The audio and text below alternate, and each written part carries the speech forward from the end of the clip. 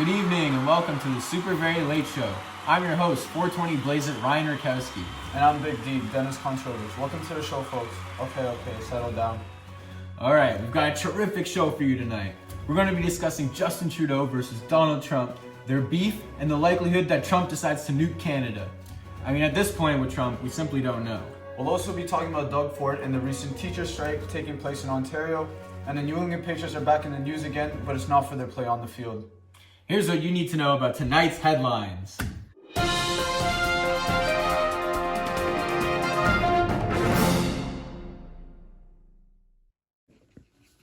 On December 4th, Donald Trump and Justin Trudeau and other world leaders were in London, England for the NATO summit. NATO was celebrating 70 years of military alliance, but of course Trump had to steal the show. A video clip surfaced from reception at Buckingham Palace where several leaders, including British Prime Minister Boris Johnson, French President Emmanuel Macron, and Justin Trudeau are heard laughing about how Trump threw off their schedule after holding a press conference beforehand.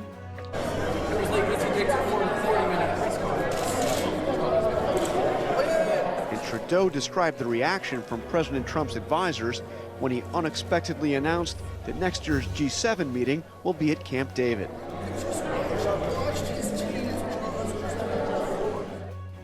The amazing thing with this video is the fact that the world's most powerful leaders are standing around gossiping like a bunch of high school girls. Oh my goodness, can you believe what Trump is wearing tonight? I know, right? With all the pressing issues on NATO's agenda they could be talking about, such as foreign policy, military spending, and the threat of China. But no, the world leaders are out here gossiping behind Trump's back. I like where we're heading. Of course, this would not be a story if we hadn't gotten a response from Trump. He fired back by saying, Did you have a video of Prime Minister Trudeau talking about you last night? Well, he's two-faced. And honestly, with Trudeau, he's a nice guy. I find him to be a very nice guy. But, you know, the truth is that I called him out on the fact that he's not paying 2%.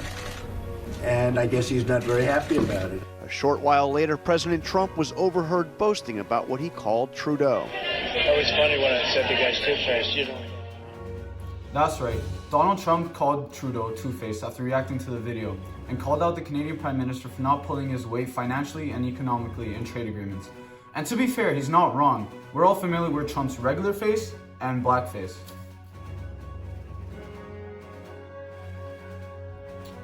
in classic Trump fashion, he canceled all press conferences and flew back home from NATO to Milena and his mistresses, like a little kid running back to his mom after being bullied on the playground.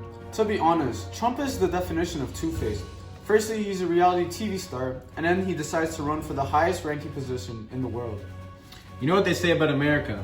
The land where reality TV stars can go bankrupt and then wind up becoming the most powerful person on earth.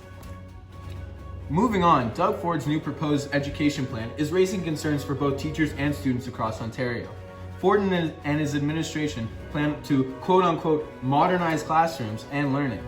In reality, this means that class sizes increase from 22 students to 28 students, a decrease in the number of teachers with the plan of phasing out 3,475 positions, an increase in the amount of classes that will be required to be taken online, as well as the intention to phase out $851 million from the budget. Now the question is, will these changes benefit the teachers and students? Of course, that's a rhetorical question. Ford's new education plan will put pressure on the teachers who have not already lost their jobs with larger classrooms, thus decreasing the quality of education for students. It's a perfect lose-lose situation. Thanks, Dougie. The future of society is much better off with these cuts. This obviously shows how Doug Ford is investing in the youth and the future of Canada. Not to mention the OSSTF and Doug Ford's education administration failing to meet an agreement with each other, resulting in multiple one-day strikes across school boards in Ontario.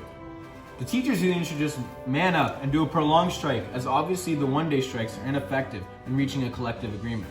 A CP24 report showed Torontonian teens expressing how they feel about Doug Ford. Doug Ford is envisioning in his mind, he's probably thinking about Timbits right now. And I'm probably telling him he is a Timbit himself. What grade are you in, sir? Grade 9. This is quite a valid statement. Doug Ford's education plan absolutely makes no sense, that it can be compared to a Timbit. Doug Ford is also shaped like a Timbit, and he looks like he's eating too many. Can you imagine if Doug Ford had his own Timbit flavor? Vanilla glazed Ford bits. Comes with a special ingredient of children's tears and ruined futures. Moving on, the Patriots are in the news once again. Last week, a New England Patriots video crew was caught filming the Cincinnati Bengals sideline before the matchup between the two teams. Personally, I find it pretty pathetic that the perennial powerhouse Patriots, who are 10-3, find it necessary to cheat in order to beat the Bengals, who are 1-12 and are consistently at the bottom of the league.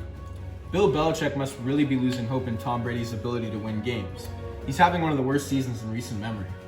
Maybe Tom Brady's kids aren't letting him get his goodnight kisses before bed, which may be affecting his play. To be fair, the man is 42 with 6 Super Bowl rings. I mean, how much more does he want? It's comical that the Patriots are in the news once again for another scandal. Prior to this incident, there was Deflategate, where Tom Brady was accused of deflating balls before the 2015 AFC Championship game, and Spygate in 2008, where the Patriots were caught filming opponent play calls. The camera crew filming the Bengals were identified and caught by security in the stadium. They were questioned as to how they got access and why they were filming. According to reports, the crew had prepared answers if they were to be questioned, and they said they were filming a documentary. One of the crew members said it was his first time filming on the road, and he had not known that what they were filming was against the rules. I do find this hard to believe. I mean, you were hired by a professional organization to film a game.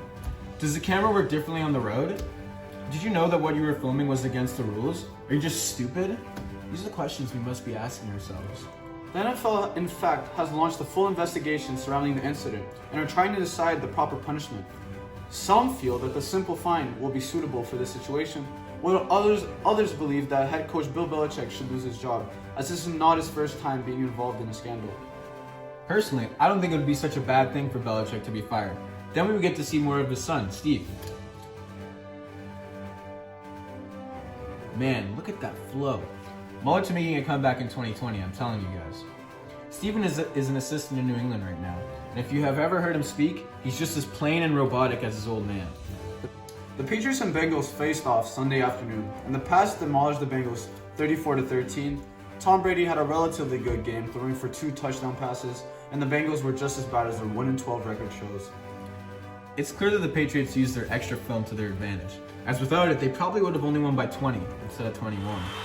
Alright folks, that should do it for tonight. Those are our headlines. Thank you for tuning in, and we'll see you tomorrow night for the Super Very Late Show.